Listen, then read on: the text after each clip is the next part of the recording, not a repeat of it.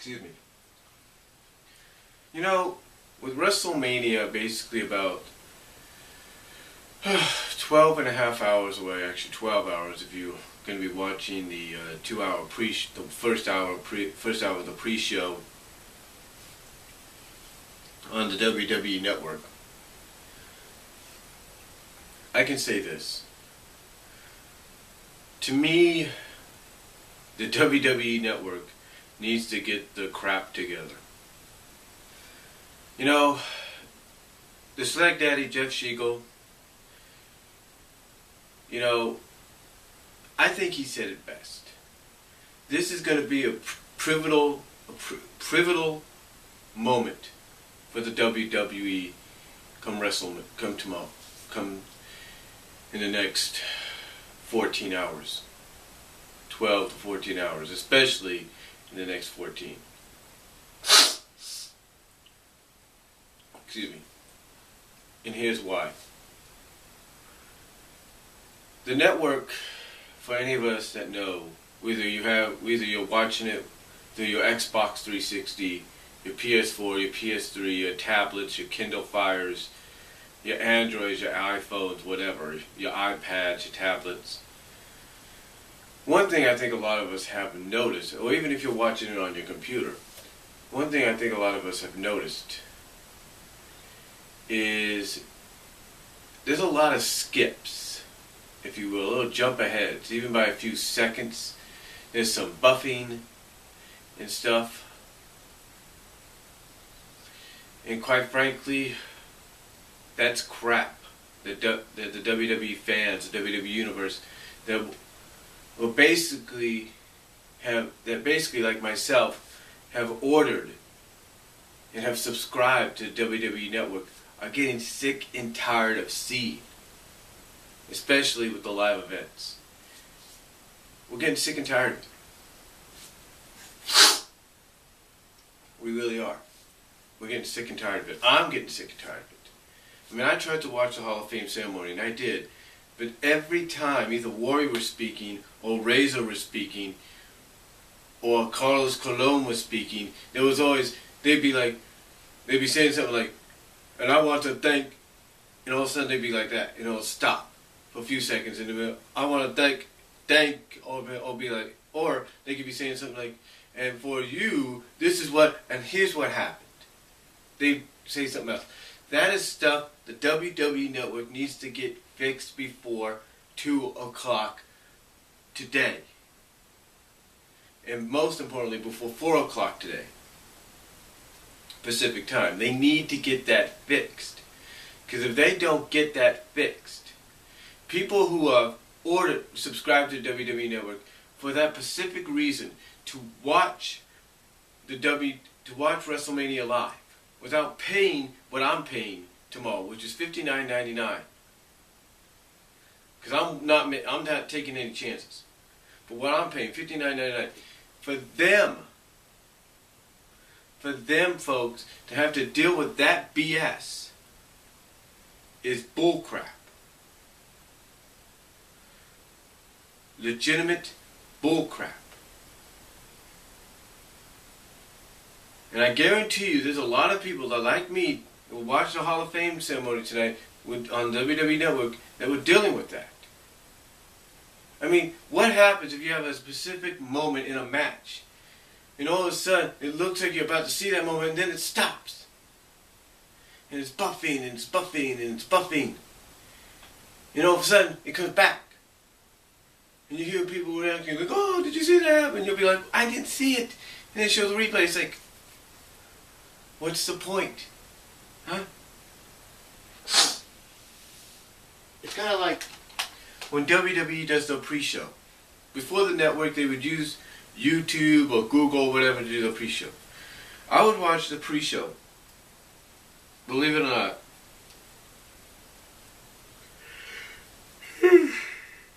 Excuse me. I'd be watching the pre-show sometimes on this. And it would take them a while to catch up to the live part. You would have to basically press the thing to go live. Or keep it live, or whatever.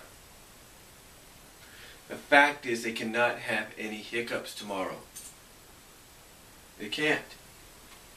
Because if they do, it's like Jeff Siegel said, everything they put behind the WWE Network, this more specifically, WrestleMania 30, being the event that they advertise the most, it'll all be for naught. Because people are going to look at it and they're going to say straight to WWE's face that you ripped us off, you lied to us, and that we want our money back, and it's going to cause the network to go downhill, and it's going to make them go back to what brought them to the dance, and that's the pay-per-views and everything else. So the WWE does not need to screw the pooch on this. They don't. They basically need to get their act together, they need to get it done, they need to get it right, and they need to get it ready and set without no problems.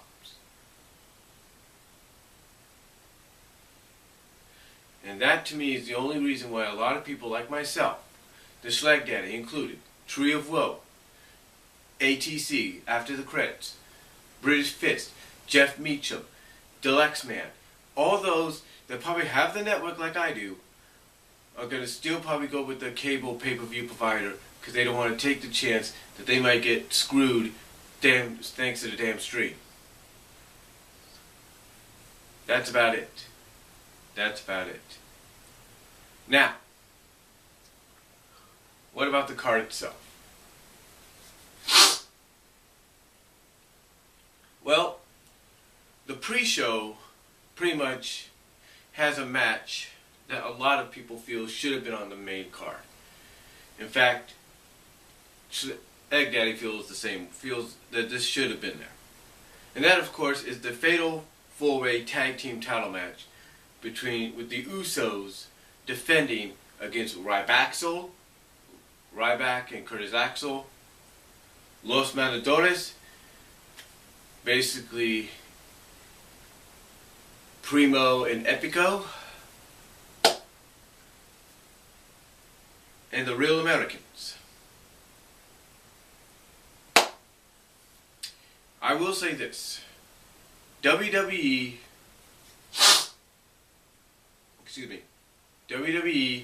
has a history of changing championships on the pre-show. They've done it at SummerSlams. They've done it at WrestleMania last year. And I believe they're going to do it again this year. That's right. As a fan, I would love to see the Usos retain on the biggest stage of them all, especially even if it's the pre-show. You got to look at it from their perspective. Yeah, it's the pre-show, but it's still WrestleMania. They're still performing in front of a sort of a WrestleMania-sized crowd. Okay, it's still WrestleMania. So to them, it's still Mania. They're still performing on WrestleMania. So that's not a bad thing. And who knows, things might change. But as a fan, I would love to see the Usos win. But I think, more than anything, you need to have a surprise here. You need to have a dark horse win here. Now, I'm not saying that dark horse is going to be Ryback and Curtis Axel. Not saying that. I think the dark horse winning this match, booking-wise, it's got to be Los Matadores. Because think about it this way. Their father just went into the Hall of Fame last night. What better way to keep this partnership with Cars Cologne going than to have Primo and Epico as Fernando and Diego winning the tag titles at WrestleMania, even if it's on the pre-show. It would basically be their way of saying, thank you, Carlos, for accepting the invitation to be in the Hall of Fame, and thank you for sealing the deal for allowing us to have your World Wrestling Console video library. It makes sense. But here would be even better. Even if it's the pre-show, you could have Diego and Fernando after winning the belts. And this could be a WrestleMania moment, even if it's on the pre-show, in a sense. Could be a WrestleMania moment, in a sense, on the pre-show. You could have Diego and Fernando basically say, you know what? Screw this. Get on the mic and say, you know what? And basically say, you know what? You can have them taking off the mask after they win and say, you know what? It's not. Los Matadores didn't win this. Boom. Primo and Epico won this. You can have them do that. You can have them do that. I mean, that would sort of be a WrestleMania moment even on the pre-show. Because it'd be like, okay, you think Los Matadores has won. Oh, but guess what? Swerve, it was actually Primo and Epico getting the belts back. Makes sense when you think about it. And it would, like I said, it would create sort of a WrestleMania moment even on the pre-show. Now, with that said, as a fan, yeah, I'd like to see the Usos retain. But I think a dark horse, but booking wise, I think they need to book a dark horse to win this, and I think that dark horse is going to be Los Matadores. And I think the best way you're going to get people talking a bit about this pre-show is to have them win, and then sort of in a WrestleMania moment on the pre-show, have them unmask and say, hey, it wasn't Los Matadores that won, it was Primo and Epico. It would make sense. And heck, you can create a storyline out of it.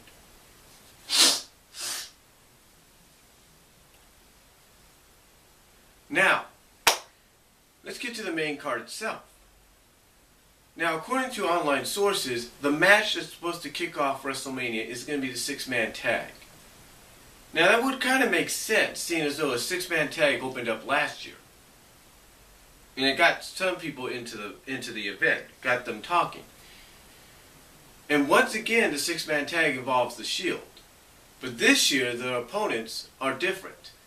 This year, instead of the opponents being Orton, Sheamus, and Big Show, which was a surprise last year to me that you would have those three opening the show with the Shield, which, again, you take a look at the change. You got Randy Orton in the main event this year compared to last year, and Sheamus sort of like probably in the middle of the card. But to me, the opponents are different.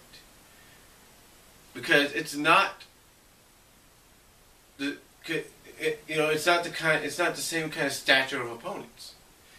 It's not on the level of an Orton or a Sheamus when it comes to the Outlaws. I mean, they're a great tag team, the New Age Outlaws, one of the greatest of all time. But let's face it, they're not on the same level as Orton and Sheamus.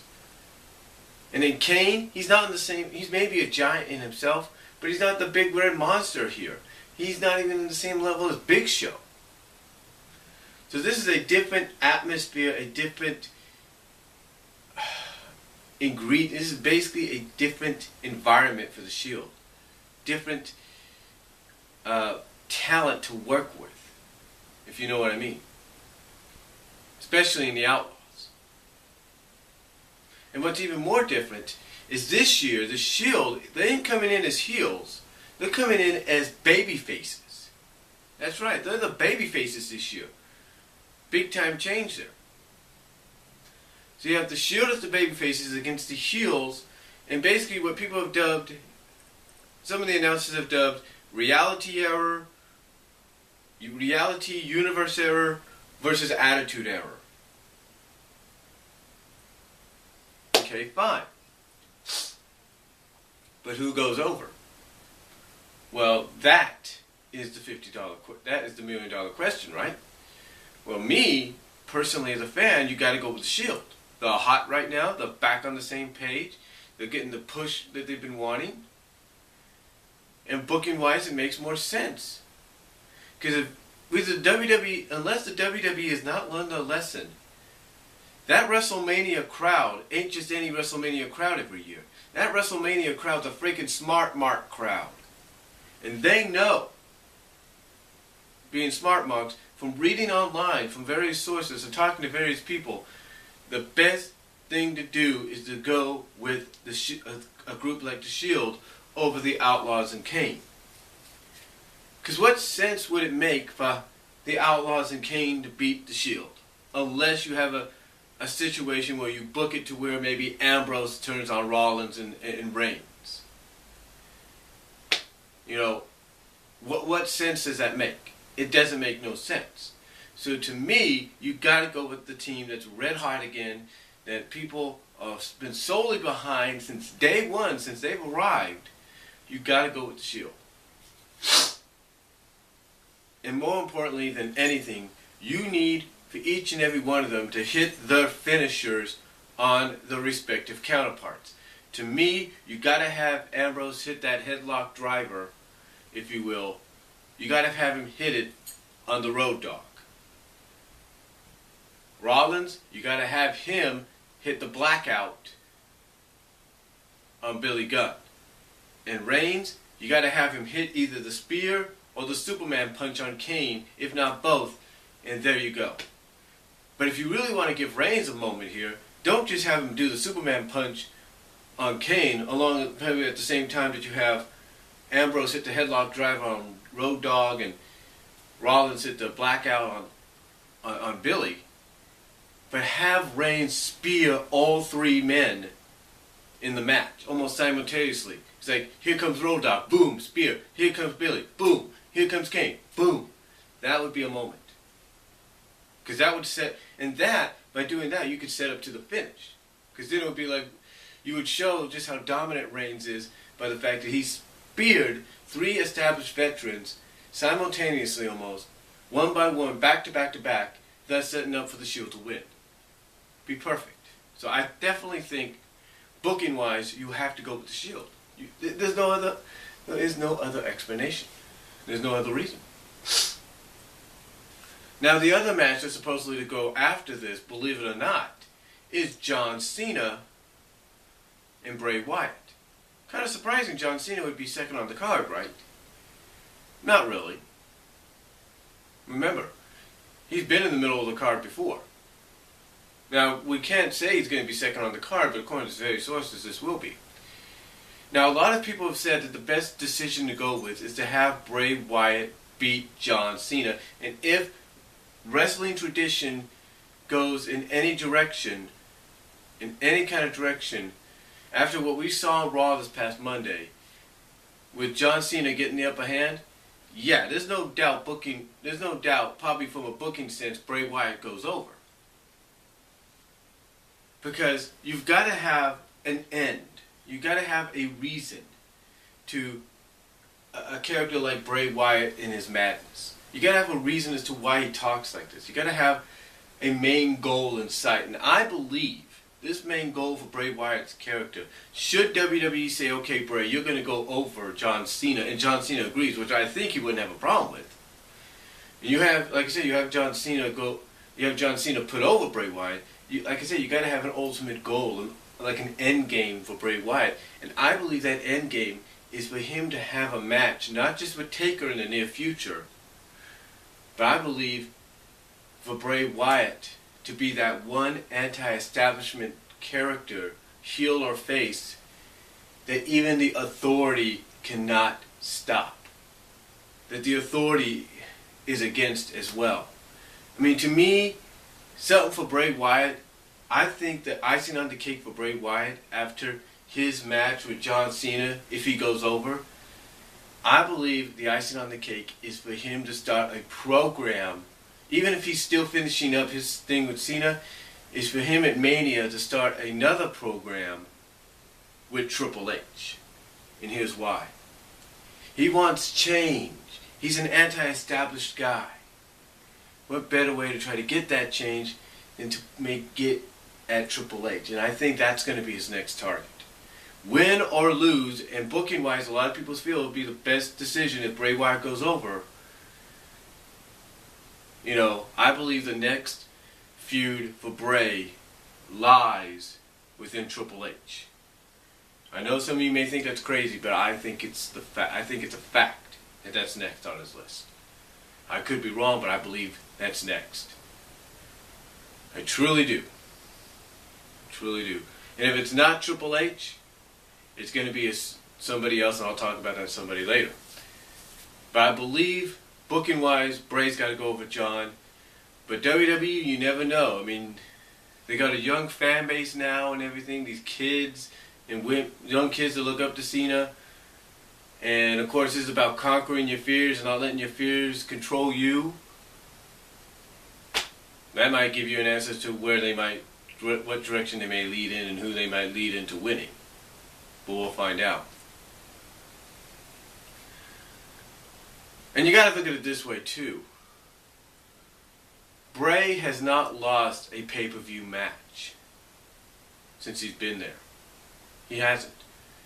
And usually, traditionally, when someone like a Bray Wyatt character does not lose, is undefeated on pay-per-views, and then he's suddenly put into a match against someone like a John Cena, that's the match he ends up losing, because then he realizes, from a character standpoint, okay, there's certain guys he can beat. John Cena is just one of those guys that he still has to work on. So, find out, we'll see what happens. But again, it's 50-50, but I think the best booking decision, and I respect John Cena. I'm a fan of Cena's. But I think booking-wise, you've got to go with Bray Wyatt. Okay, next match, the Divas Invitational. The Vicky Guerrero Diva Invitational for the Divas Championship. Now,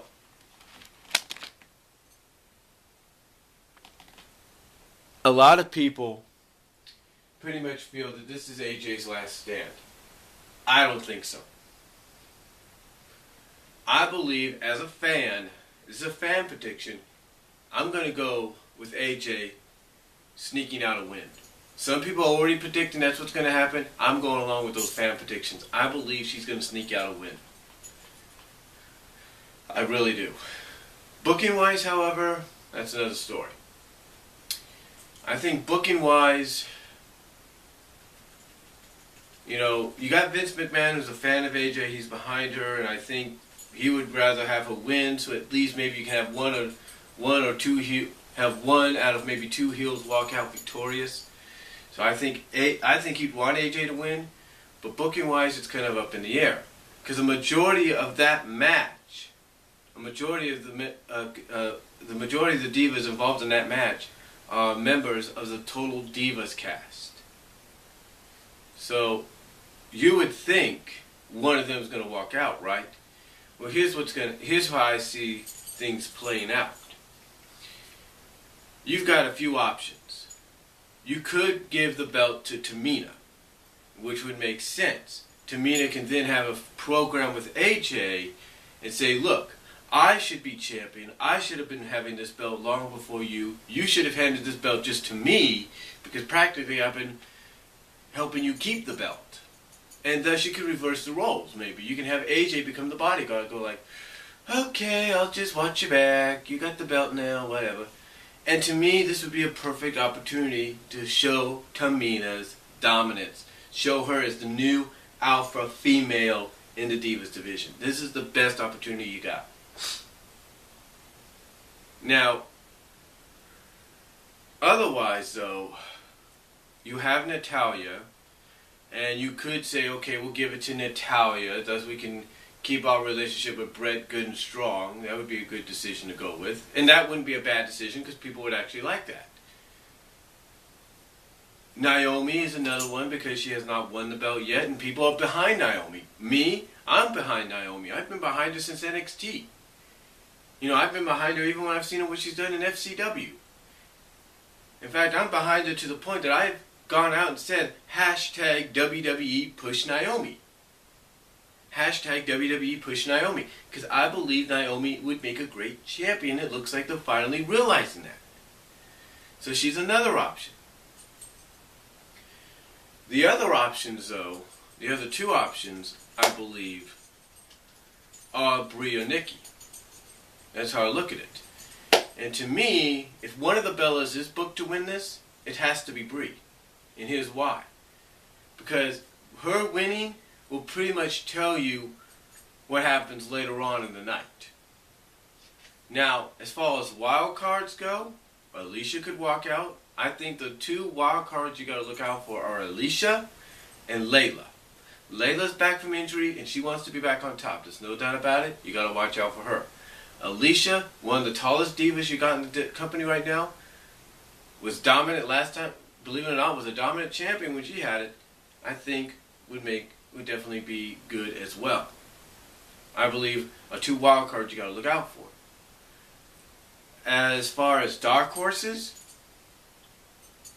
the dark horses here are Emma, are the NXT rookies, are the NXT newbies, if you will, to the main roster, the NXT newbies to the main roster. Emma and Summer Rae. those are the two I think you got to look out for. Those are your two dark horses. If WWE wants to get behind Emma, give Emma the belt. If they really want to get behind her in the Emma-lution, have her go over. Summer Rae, you want to get behind her as the newest cast member of Total Divas? Boom, give her the belt. So those are the two dark horses. The two wild cards, like I said, are Alicia and Layla. The two dark horses are Summer Rae and Emma. The wild cards, like I say, are Layla, Alicia. The favorites, no doubt, to probably get the win would be Tamina, Naomi, one of the Natalya, or Nikki or Brie. And I believe the strongest out of those favorites would have to be Brie. Now, next matchup, the Andre the Giant Memorial Battle Royal. What can we say about this one? 30 superstars in the ring at the same time. No Royal Rumble-like stipulation, just everybody wrestling at the same time. Who goes over here? Well, to me, I think anybody would agree that the most logical choice is Big Show. Big Show has been compared to Andre as being the next Andre, as being this generation's Andre the Giant for the past, it's been almost 20 years now. 20 years. So I think Big Show would be the best choice because he's been the Andre the Giant of this generation for the past 20 years. Great Khali, I wouldn't say so, even though he's now a U.S. citizen, but you never know. Sheamus, be another notch in his belt. Miz, a lot of people are kind of leaning towards the fact that WWE may give it to him, just to reestablish him as a main guy again. Titus O'Neil would be a good one because, hey, you want to get behind him, and you want to make him a champion, as I think they're trying to push towards. There you go. That's a good option. To me, though, I think the obvious choice is Alexander Rusev. Yeah. I know it's hard to believe, but I have to agree. I have to basically say it right now. I think Alexander Rusev, is going to be the guy that walks out with the Andre the Giant Memorial Battle Royal trophy and wins the thing. Here's why. You've been pushing him with these vignettes. You've been having him and Lana come out weekly on SmackDown and Raw. You've been pushing him as a dominant force, as someone that's going to be a threat and to be taken seriously. So my estimation, if you want him to really make an impact in his second official WWE match on the main roster, the best way to do it is at Wrestlemania 30 in the Andre the Giant Memorial Battle Royal. So to me, booking wise, I believe they're going to go with Alexander Rusev. That's my opinion. And if you agree, let me know. I'll be back at part 2 where I talk about the 3 big matches.